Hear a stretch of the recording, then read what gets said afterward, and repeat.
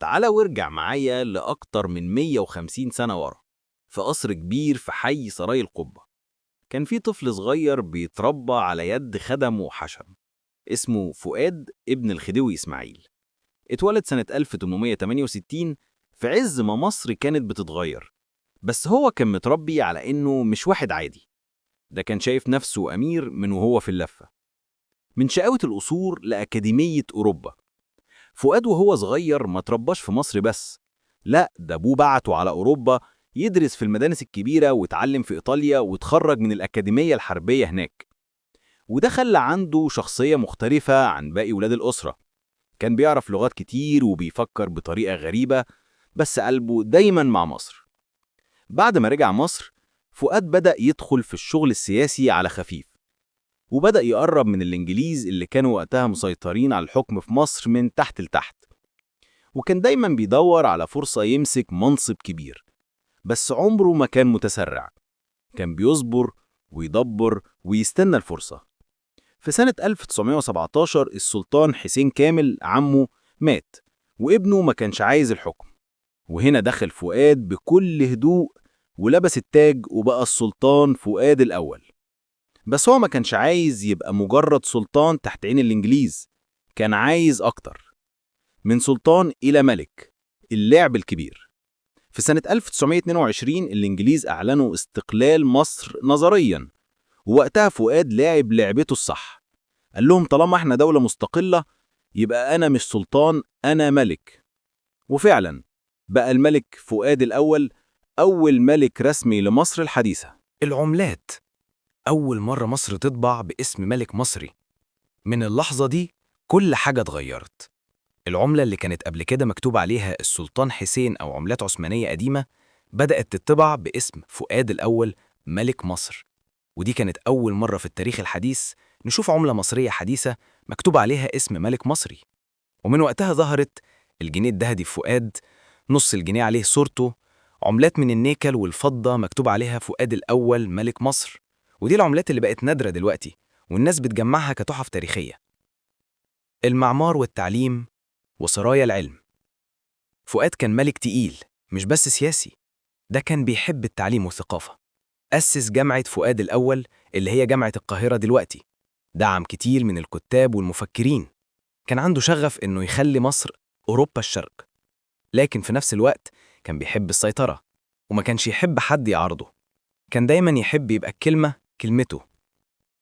الزواج وأم الملك فاروق. فؤاد اتجوز أكتر من مرة، بس أشهرهم كانت الملكة نازلي أم الملك فاروق. جوازهم كان فيه مشاكل كتير. نازلي كانت شخصية قوية وفؤاد كان متسلط، فحياتهم كلها كانت توتر وخناقات. بس في الآخر خلفوا فاروق اللي بقى هو الملك بعده. في قصر القبة. في سنة 1936 بعد ما حكم مصر حوالي 19 سنة كملك وقبلهم 5 سنين كسلطان، الملك فؤاد مات بهدوء في قصر القبة.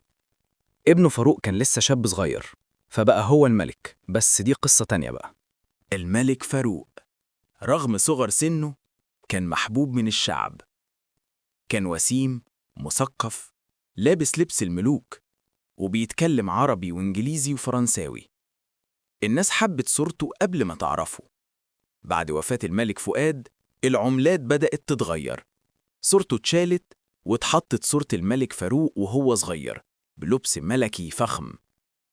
الجنيه الذهبي بقى عليه صورة شاب وسيم، نص جنيه وربع جنيه بنقوش جديدة، والناس بدأت تجمع عملات فاروق الصغير كرمز العصر الجديد.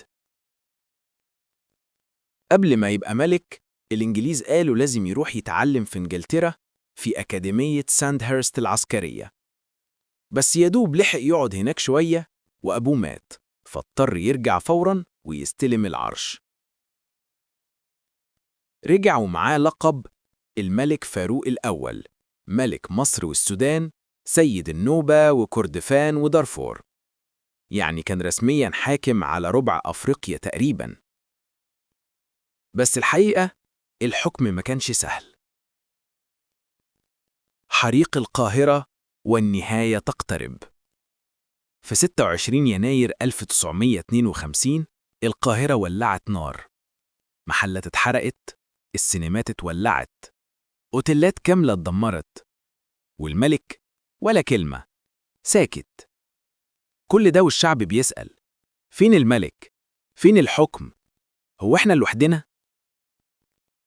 الضربة القاضية، ثورة يوليو 1952. وجه 23 يوليو 1952 الضباط الأحرار بقيادة جمال عبد الناصر قاموا بثورة. المذياع أعلن: الجيش سيطر على الحكم ولا رجوع للملكية. فاروق اتحاصر في قصره ومعاه شوية ضباط، بس ما قدروش يعملوا حاجة. وفي 26 يوليو فاروق وافق يتنازل عن العرش، بس عارف، مش لحد من العيلة، لابنه الصغير الملك أحمد فؤاد الثاني اللي كان عمره وقتها شهور بس. سنين الغربة وسقوط الملك في صمت. راح عاش في إيطاليا وابتدى يعيش حياة بسيطة، مش ملكية، لكن ما فيهاش شقاء برضه. كان ياكل على قهاوي صغيرة، يتفسح في الشوارع من غير حراسة، ويحكي للناس في باريس عن أيام مصر. ومات في سنة 1965 في روما، ودفنوه في مصر، بس من غير موكب ملكي، من غير هتاف، من غير تاج. لو عجبتكم القصة ما تنسوش تعملوا لايك واشتراك في القناة وتفعيل زر الجرس عشان يوصلكوا كل الفيديوهات الجديدة. والسلام عليكم ورحمة الله وبركاته.